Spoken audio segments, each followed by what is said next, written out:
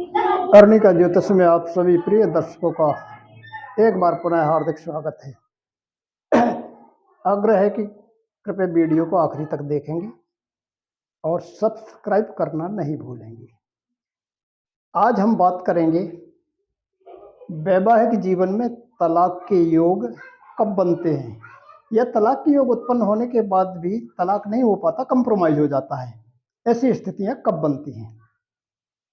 तो चलिए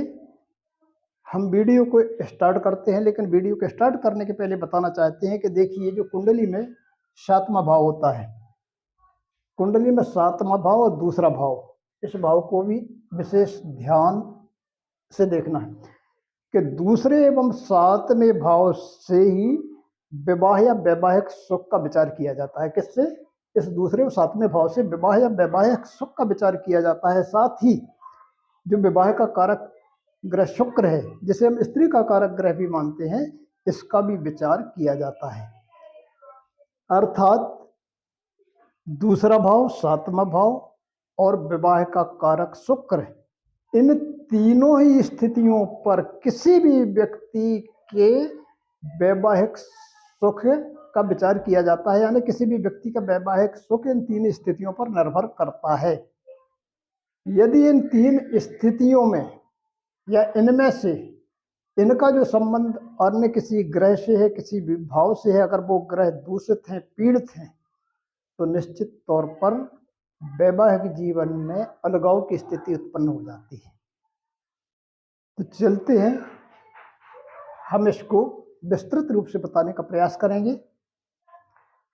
सबसे पहला पॉइंट है कि अगर सप्तम भाव में यह 7वां भाव है, यदि यहाँ मंगल बैठा है, लेकिन मंगल तीसरी, छठवीं या 7वीं राशि में है। तीसरी राशि मिथुन राशि बुध की है, छठवीं राशि भी कन्या राशि बुध की है और 7वीं राशि शुक्र की है, तुला राशि। ये शत्रु राशि है।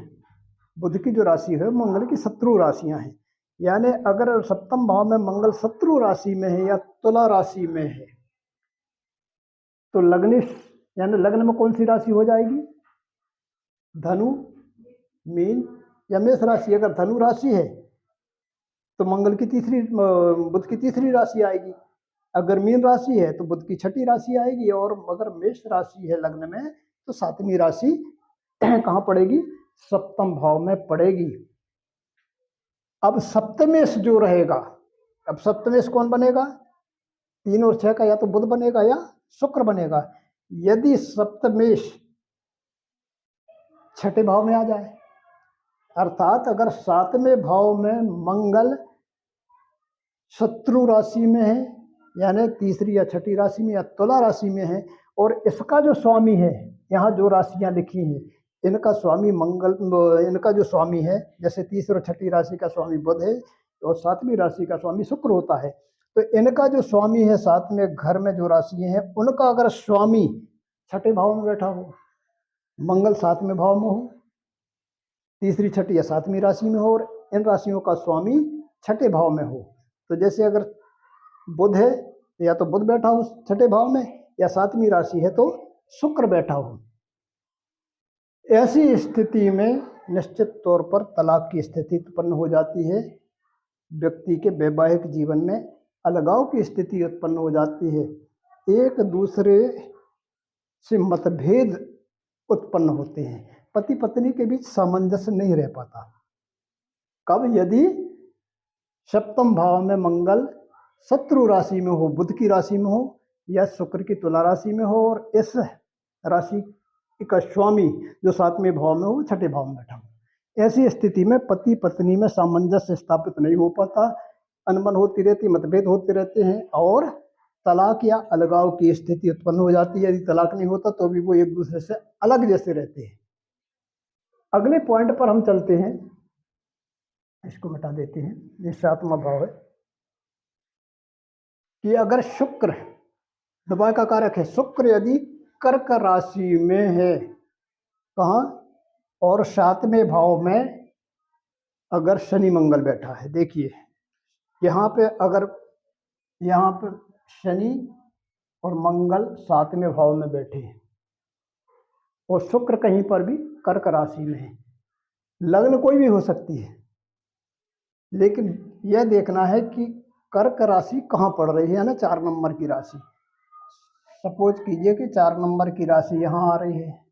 या यहाँ आ रही है, या तीसरे भाव में कहीं भी 4 नंबर की राशि आ रही है। अगर वहाँ शुक्र बैठा है, कहाँ, 4 नंबर की कर्क राशि में, यानी कर्क राशि में अगर शुक्र है और 7वें भाव में शनि और मंगल बैठे हैं। ध्यान दीजिए कि शनि और मंगल 7वें भाव में हो और शुक्र कहीं भी कर्क राशि में अगर बैठा है,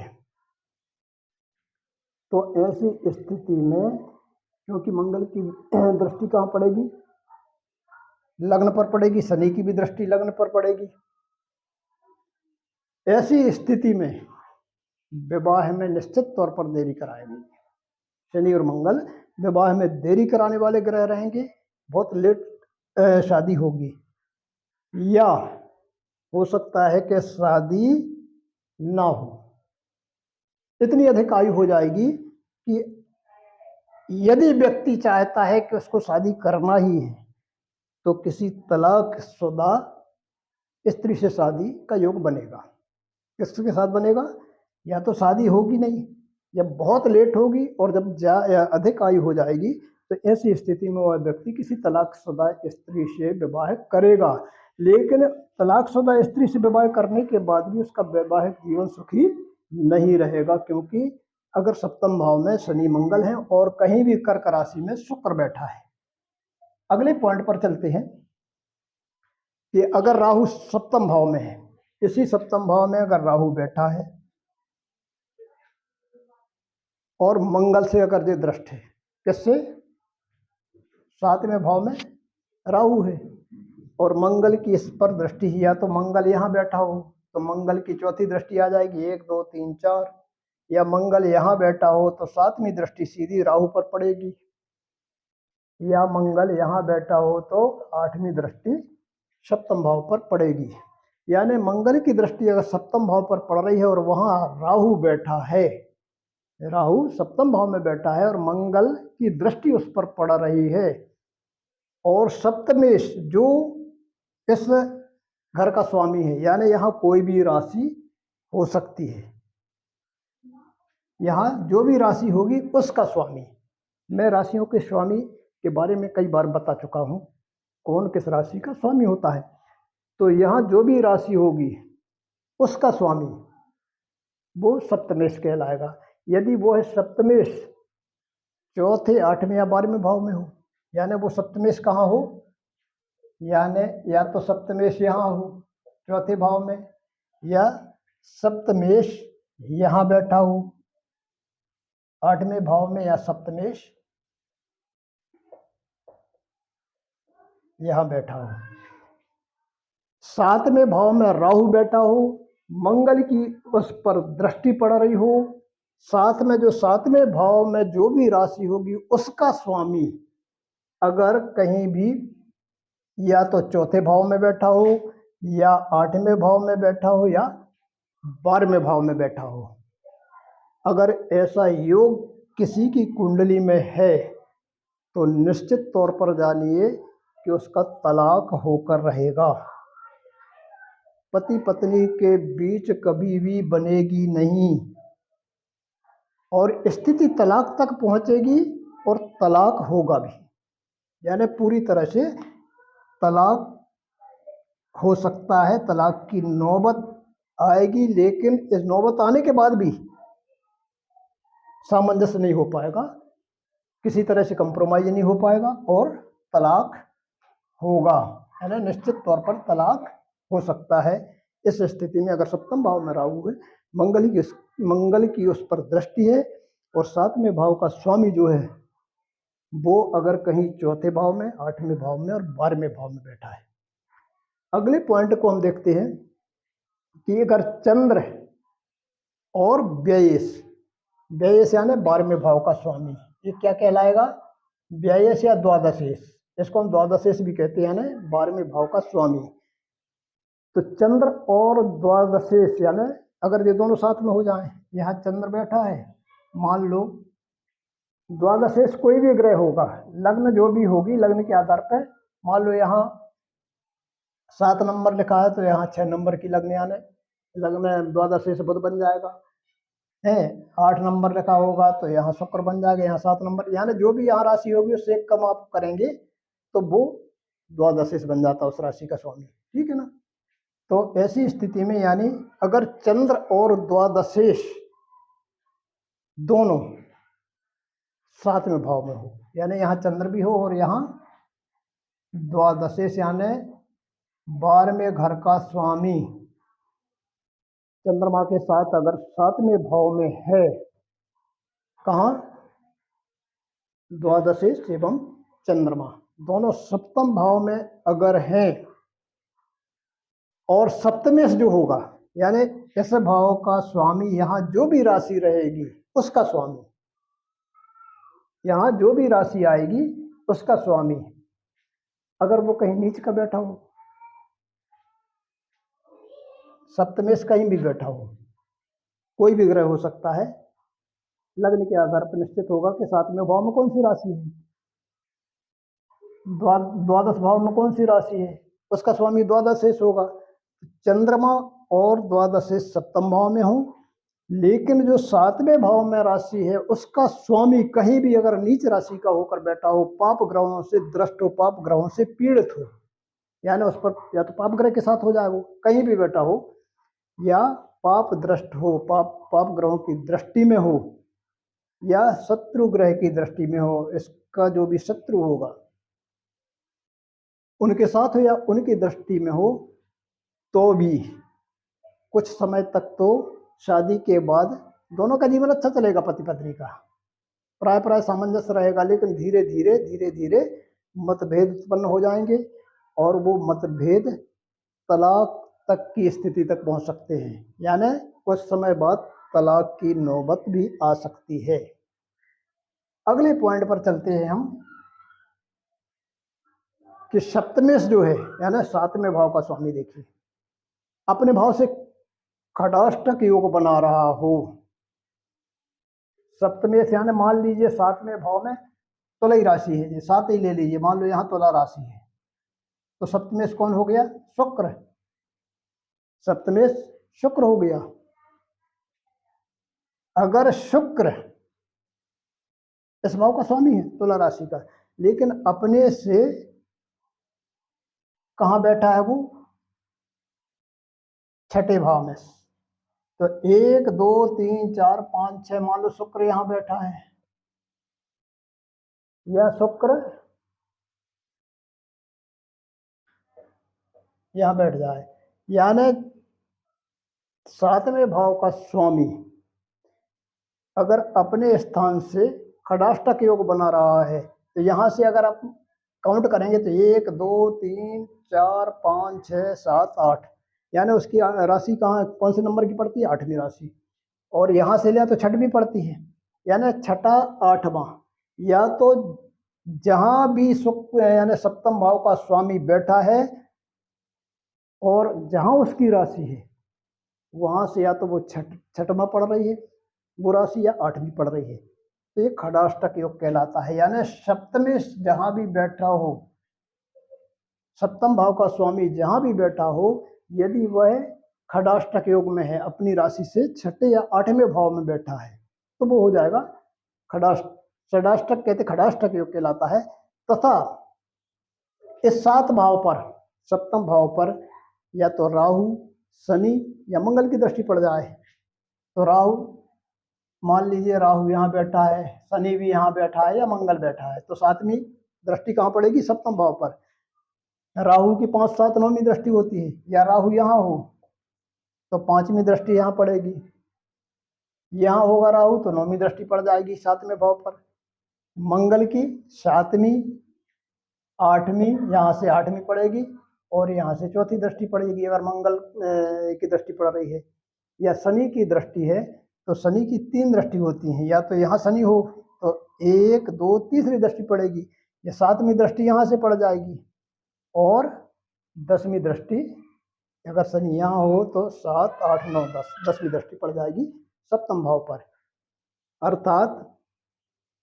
अगर सप्तमेश अपने भाव से खडाष्टक योग बना रहा है, यानी जहां भी सप्तमेश बैठा है वो अपनी राशि से छठे आठवें स्थान पर बैठा है,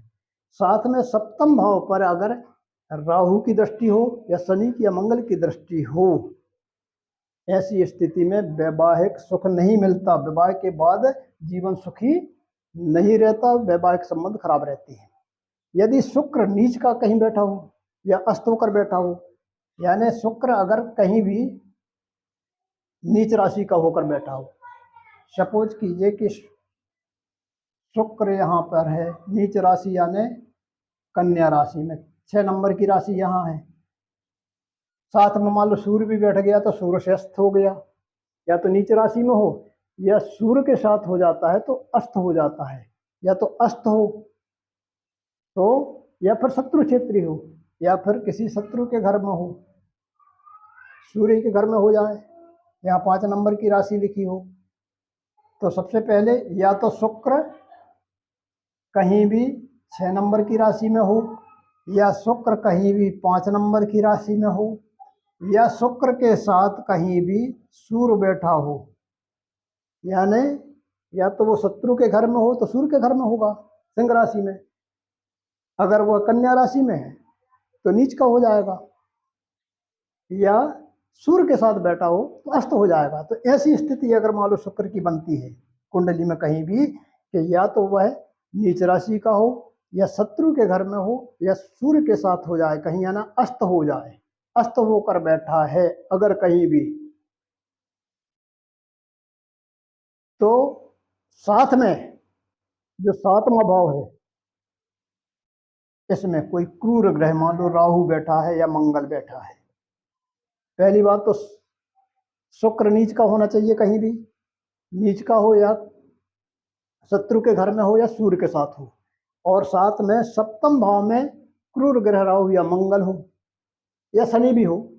ये क्रूर ग्रह कहलाते हैं, राहु हो, मंगल हो या शनि हो, और लग्न में सूर्य बैठा हो, या अगर यहाँ मंगल नहीं है, मान लीजिए यहाँ राहु है या शनि है और यहाँ सूर्य है या मंगल है या दोनों है, कहाँ, लग्न में, शुक्र नीच का होना चाहिए या शत्रु के घर में होना चाहिए या सूर्य के साथ है, और सप्तम भाव में राहु या शनि है और साथ में लग्न में सूर्य मंगल है। अगर ऐसी स्थिति है तो भी तलाक संभव है, तो अभी तलाक की स्थिति बनती है। अगला पॉइंट हम देखते हैं कि दूसरी, देखिए यह दूसरी राशि है, दूसरा भाव है, दूसरा भाव या चौथा भाव, ये चौथा भाव है, 7वां भाव यह है, 8वां भाव यह है और 12वां भाव यह है, यानी दूसरा, चौथा, 7वां, 8वां या 12वें भाव में, इन भावों को देखिए, कहीं भी इन भावों में अगर 2 ग्रहों का योग बन रहा, युति बन रही है, वो 2 ग्रह किन की युति में बनना चाहिए, इसको हम लिख देते हैं, या तो सूर्य के साथ मंगल हो या मंगल के साथ राहु हो, मंगल के साथ शनि हो, शनि के साथ सूर्य हो, शनि के साथ चंद्रमा हो, शनि के साथ केतु हो, शनि के साथ राहु हो, या केतु के साथ मंगल हो, केतु के साथ शनि हो, या बुध के साथ मंगल हो, किसके साथ, बुध के साथ मंगल हो, या चंद्र के साथ सूर्य हो, आदि ऐसे, यानी अगर दूसरे, चौथे, 7वें, 8वें या 12वें भाव में ऐसे 2 ग्रहों की युति हो जो अशुभ ग्रह हैं, चाहे सूर्य के साथ मंगल हो, केतु के साथ मंगल हो, मंगल के साथ राहु हो, मंगल के साथ शनि हो, है, सूर्य के, शनि के साथ सूर्य हो, है, केतु के साथ मंगल हो, चंद्र के साथ सूर्य हो या शुक्र के साथ शनि हो, यदि ऐसी ग्रह 2 ग्रहों की युति बनती है कहीं भी, चाहे 12वें भाव में बन जाए, दूसरे में बन जाए, चौथे में बन जाए, 7वें में, 8वें में, या 2-3 भाव में कहीं भी बन जाती है, या पूरे भाव में बन जाए कहीं भी, इन ग्रहों की होती है। इनकी सूर्य के साथ मंगल, सूर्य के साथ शनि के साथ चंद्र हो, शनि के साथ मंगल हो, बुध के साथ मंगल हो, या राहु के साथ मंगल हो, केतु के साथ शुक्र हो, केतु के साथ मंगल बैठा हो, या चंद्र के साथ सूर्य हो, या शुक्र के साथ शनि हो। अगर ऐसी युति इन भाव में बनती है कहीं, तो भी वैवाहिक संबंध खराब रहते हैं, उनका वैवाहिक जीवन सफल नहीं रहता। ये आप ध्यान दीजिए कि ऐसी युति बनती है तो पति पत्नी के बीच अलगाव बना रहेगा। पत्नी बहुत कम रहेगी पति के साथ, बार बार मायके जाएगी, कोई न कोई मतभेद होते रहेंगे, अलगाव की स्थिति बनी रहती, यानी वैवाहिक संबंध अच्छे नहीं रहते। हाँ, यदि सातवें भाव पर ध्यान दीजिए, अगर सप्तम भाव पर और सप्तमेश यानी सातवें भाव पर उस भाव का जो स्वामी कहीं भी हो, उस पर मान लो सातवें भाव पर शुभ ग्रहों की दृष्टि हो, शुभ ग्रह मान लो यहाँ से, शुभ ग्रह कौन से होते हैं? शुक्र, बुध, चंद्र, गुरु आदि, यानी मान लो या तो सातवें भाव पर गुरु की दृष्टि है, या शुक्र की दृष्टि है, या बुध की दृष्टि है। सातवीं दृष्टि गुरु की 5, 7, 9वीं दृष्टि हो जाएगी, कहीं से भी गिनेंगे तो 5वीं, 7वीं और 9वीं दृष्टि गुरु की पड़ जाएगी, शुक्र की सीधी सीधी 7वीं दृष्टि। यानी सप्तम भाव पर अगर गुरु, शुक्र या बुध की दृष्टि है, लेकिन ध्यान सबसे बड़ा ये ध्यान देना है कि गुरु, शुक्र, बुध केंद्र का स्वामी होना चाहिए। तो जब ये केंद्र में होंगे और उनकी दृष्टि पड़ेगी तभी वो दृष्टि मानी जाएगी। यदि सप्तम भाव पर नहीं पड़ेगा तो सप्तमेश पर पड़े, यानी सप्तम भाव का जो स्वामी है कहीं भी बैठा हो, तो केंद्र में अगर गुरु है, शुक्र है या बुध है और उनकी दृष्टि सप्तम भाव पर पड़ रही है, मान लीजिए गुरु यहाँ है और सप्तम भाव का स्वामी यहाँ बैठा है, तो गुरु की दृष्टि पड़ जाएगी, या शुक्र की भी पड़ जाएगी, बुध की भी पड़ जाएगी, या गुरु की 1, 2, 3, 4, 5, या यहाँ से अगर लें तो 1, 2, 3, 4, 5 यहाँ सप्तम भाव का स्वामी बैठे। यानी कुल मिलाकर अगर कोई भी ग्रह यहाँ गुरु की राशि होना चाहिए, या शुक्र की राशि हो, या बुध की राशि हो, यानी केंद्र का अगर स्वामी है शुभ ग्रह और उसकी दृष्टि सप्तम भाव के स्वामी पर कहीं भी से भी पड़ रही है, या सप्तम भाव पर पड़ रही है, या मान लो त्रिकोण के स्वामी भी हों, अगर 5वें या 9वें भाव के स्वामी है जी ग्रह, कौन से? बुध, शुक्र या गुरु, और उनकी दृष्टि सप्तम भाव पर या सप्तमेश पर, सप्तम भाव के स्वामी पर कहीं से भी पड़ रही है, तो विवाह टूटने से बच जाता है। अगर तलाक की भी स्थिति उत्पन्न हो रही तो विवाह टूटने से बच जाता है, तलाक नहीं हो पाता, किसी तरह से कंप्रोमाइज हो जाता है। तो ध्यान दीजिए प्रिय सज्जनों, आज मैंने वैवाहिक जीवन में तलाक के योग और कंप्रोमाइज इस विषय पर चर्चा की। विश्वास है आप लोगों को समझ में आया होगा। तो आज का वीडियो मैं यही समाप्त करता हूँ। तब तक के लिए धन्यवाद। जय श्री राधे, जय हिंद।